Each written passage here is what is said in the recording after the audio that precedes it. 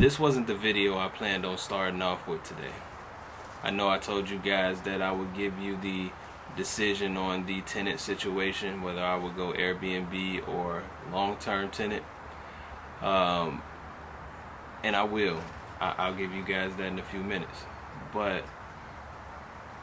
I went to the gym this morning, and for the first time in a while, and I had one of those full circle moments that I tell you guys that I have all the time, and it was pretty powerful. So I wanted to kind of bring you guys into that and be transparent in that situation, because I feel like it really kind of made me reflect on the reality of things, you know, a little bit more. So when I get to the gym, I'm working out, you know, I see all the people there, you know, I have a pretty, you know, it's like a pretty close community at the gym. You know, when you go to the gym at 4 a.m., it's like, it's not a lot of people in there. So the people who are in there, they kind of know each other. So that was cool, you know, seeing familiar faces and things like that.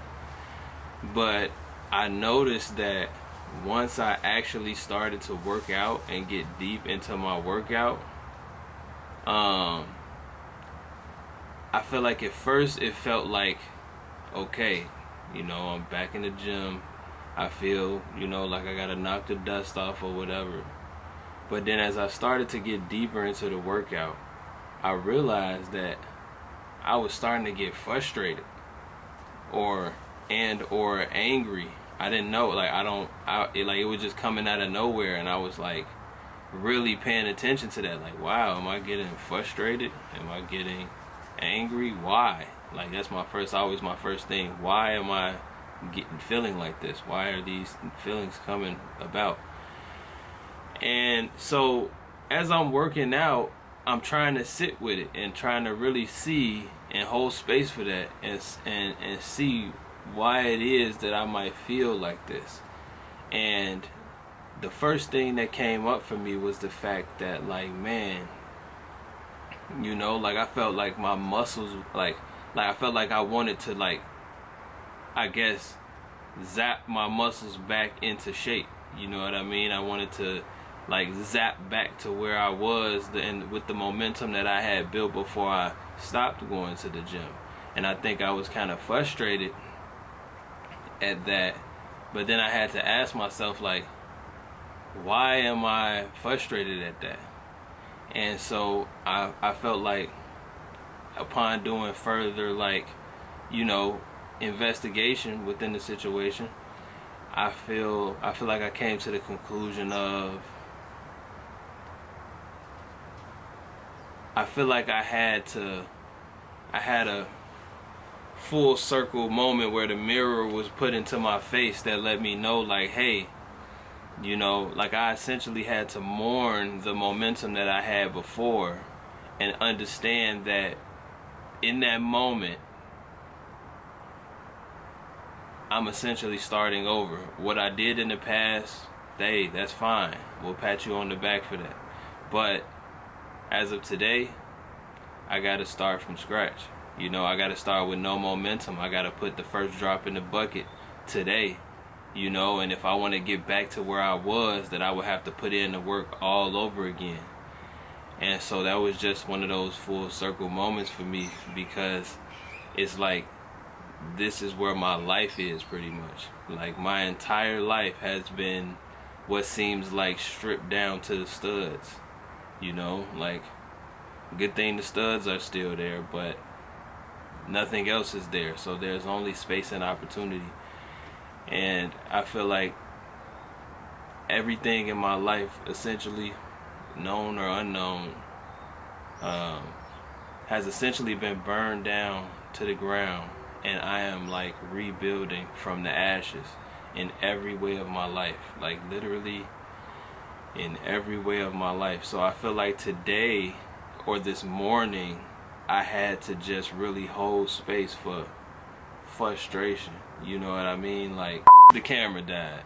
Like, at this point, let's just keep it moving. But I feel like I had to hold space for frustration this morning and really sit inside of that and see what it felt like to marinate in it, like just for a second, to see why it is that this exists in my space.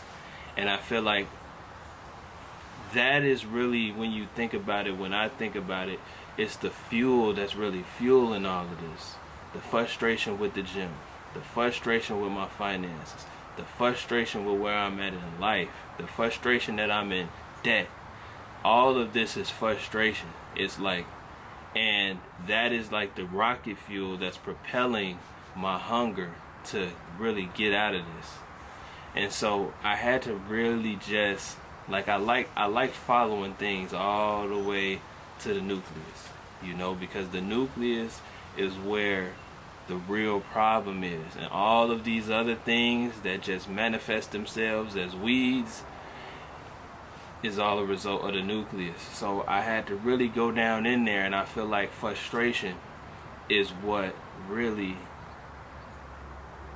stuck with me. So I wanted to share that, and because I know in the previous video I had to I told you guys that I really sometimes have to hold space for how I feel and process that so that I can move on with clarity. And this is one of those moments where I had to do that. So I just thought that was pretty cool. Now, as far as the Airbnbs go, what I'm gonna do is this. I'm just going to cut my losses and just go ahead and put a long-term tenant in the unit. And also, a few of you guys in the comments also suggested that I do this, so shout out to you guys as well. But yeah, I'm just gonna go ahead and put a tenant in the unit because I just don't think that it would make sense for me. Like, let's say it's the 20th. Is it the 20th? It's the 19th, right? So it's the 19th right now, which means I would essentially have about 11 days to, you know, do any Airbnb or anything like that before I would have to put that new tenant in. And I'm definitely thinking that it's not worth it to go past the first with Airbnb anyway, just having to, because I'm going to be the one having to go back and forth and clean the units, and I don't have stable transportation right now. I think that if I just did anything with Airbnb right now, it would only create more headaches and more potential risks for problems. Even in the 10 or 11 days that I would have just even tried to make that extra money. So I just don't think that when I assess my spirit, it's not coming back as something that's in alignment to do, right? So I'm just gonna go ahead and put that tenant in there and then we can go from there and see how it plays out.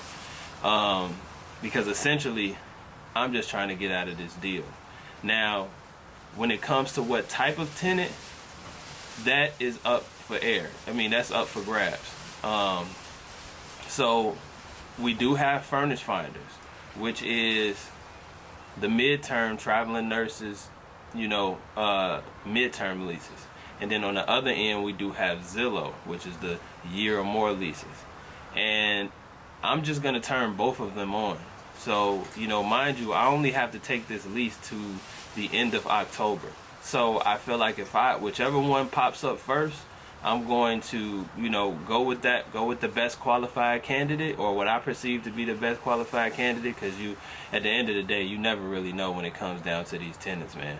But I'm going to go with the one I feel is best qualified, whether it be from Furnish Finders or Zillow. And if I can get somebody from Furnish Finders that wants to take it to the term of the lease, then that'll be fine.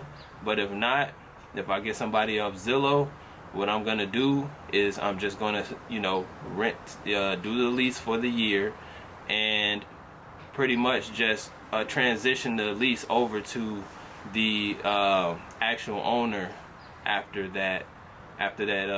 my lease period is up, because that's essentially what I did with the other two units. They both have long-term tenants in there who signed a lease for a year, and so they know that at this time, this is when, you know, we'll transition over, and he will be the one servicing the lease from this point forward. So I think that's really how I'm gonna do it, because I already have two units that are pretty much, you know, running on autopilot. I just collect the rent, give it to them, and I just got to do it X amount of times before, you know, my lease is up. And actually, I'm thinking that it might be better actually to just go ahead and get a Zillow tenant, because they are already in a mode of, hey, this is my unit, I'm gonna pay the rent, whatever, stay quiet, you know, minor whatever. But furnish finder tenants, you know, because they expect a full unit, a fully furnished unit, and all these different things, it's just a higher percentage, a higher chance of complaints, you know. And complaints is what I don't want to deal with. That's what I pretty much just had to go through with all of this. Even though with the tenant that just moved out, there were a lot of legitimate complaints that she had, a lot of legitimate things that, you know, we had to take care of. But I did just notice that a long-term tenant is just a little bit more low maintenance. So that's where I'm really at with that. And so this, and also how I'm going to structure the week, because I also was trying to figure that out as well, because I didn't have to work until, you know, this following Thursday. It's now Monday. But about 30 minutes ago to 40 minutes ago, the job called me and asked me did I want to come in to work. So, you know, I already knew that I'm scheduled for a legitimate 15 hours on paper, and, you know, I'm budgeted for 20 hours. So this kind of presents the opportunity for me to go ahead and get those extra 5 hours and make it an even 20, which meets my work goal, my part-time work goal for the week. And then I'm going to go ahead and do that today, and I'm going to tomorrow go handle the Airbnb, because I have to, you know, once somebody moves out, you have to turn the place around, you got to repaint, you got to clean up, you got to do all the things. So I'm going to go ahead and prioritize that for tomorrow. And then Wednesday, I'm going to take a trip to the insurance office. So I think that works out perfectly to line me straight up to go back to work on that Thursday while taking care of all the things that I need to take care of. And there are a few little small things that I want to do in between, but I feel like these are the main pillars of things that I need to prioritize, so that having it on that Monday, Tuesday, Wednesday kind of schedule seems to work out. You know, because I didn't know if I was going to go to the job, if I wasn't going to go to the job, if I was going to call or not call. So him kind of producing me, you know, presenting me this opportunity, you know, it was just an indicator, like, okay, just go ahead and knock it out, meet the goal for the week, and line the other stuff up later, you know, or on the other days.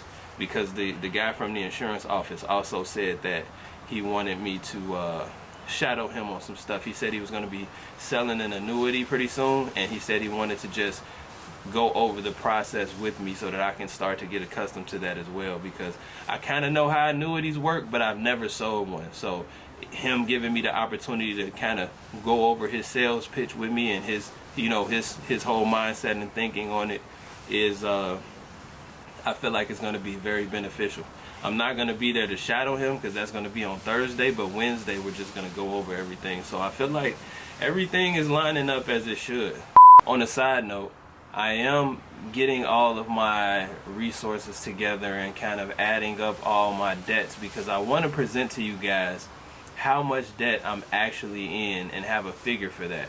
But the issue is, the more that I dig into stuff, the more the number actually grows. So I'm in the process of just really auditing everything, all my finances, and just really getting that solid number so that I can show you guys exactly where it is and how it is and how much I'm in debt for, so that when we go through these things and I kind of set up these scenarios to get extra monies, or, you know, leverage certain things, you actually see how much I'm actually chipping away at this debt as we're going through it.